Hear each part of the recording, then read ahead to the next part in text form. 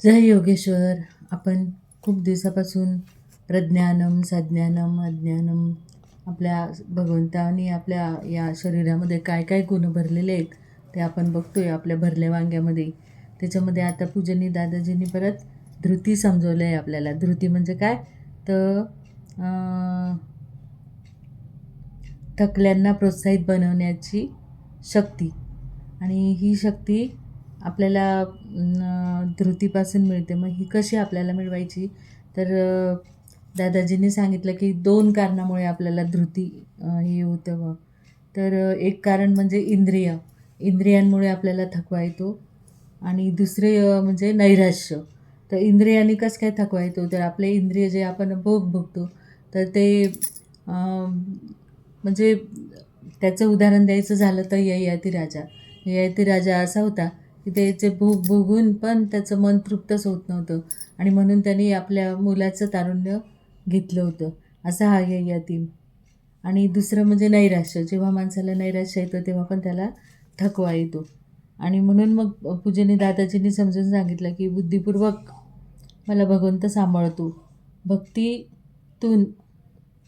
तर त्याचं पूजेने दादाजी सांगता का हे शरीर आपलं चालतं. तर हे कसं चालतं तर कोणाची हे शरीरे चाले हे शरीर कृपा भगवंत कृपा त्याची. तर असा भगवंत आपलं शरीर चालवतो आपण.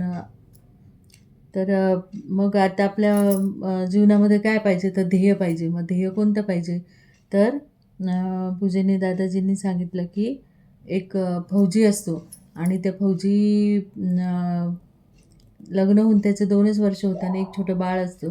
पण तो वीरगतीला प्राप्त होतो आणि जेव्हा त्याची पत्नी त्याला बघते तेव्हा तिला असं वाटते की बस आता संपलं आपलं सगळं. म्हणजे आता काहीच आपल्या जीवनाला अर्थ नाही आहे. पण जेव्हा तिचं बाळ कोणी तिच्याजवळ आणून देतं तेव्हा ती त्या बाळाला बघून ती त्या बाळाला आपल्या कुशीत घेते आणि म्हणते की बस बाळा आता मी फक्त तुझ्याकरता आणि तुझ्याचकरता जगणार आहे. तूच माझं ध्येय आहे. आणि म्हणून मग तिला जगण्याची इच्छा होते.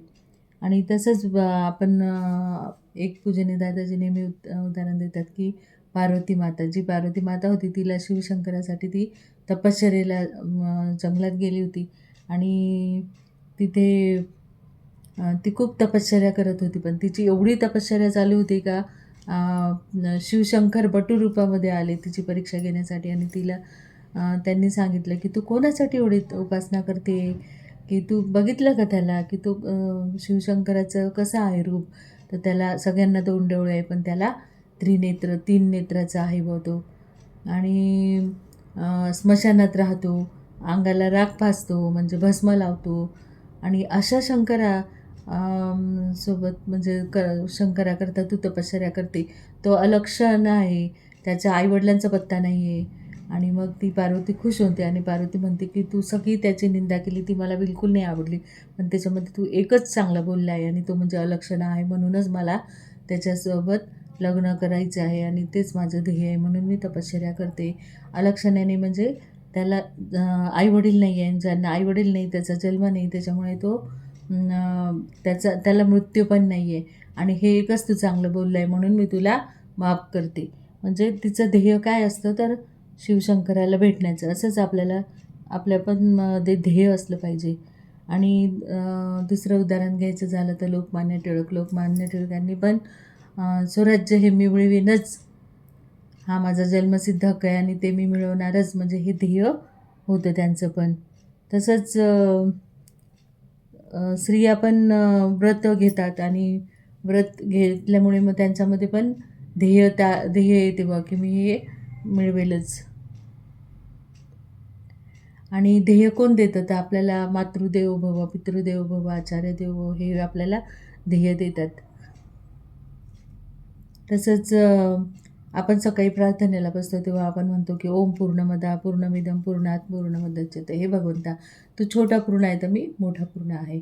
आणि जेव्हा दिवसभराचे आपण थकतो टोनपे खाऊन आणि मग तेव्हा संध्याकाळच्या प्रार्थनेमध्ये आपण काय म्हणतो भगवंताला की भगवंता तूच मोठा आहे मी छोटा आहे.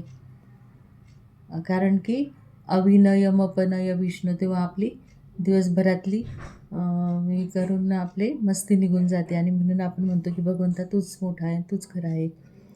तसं आपल्याला गीतेमध्ये दादाजींनी आपल्याला यज्ञ समजून सांगितला. यज्ञाचा अर्थ काय सांगितला आहे तर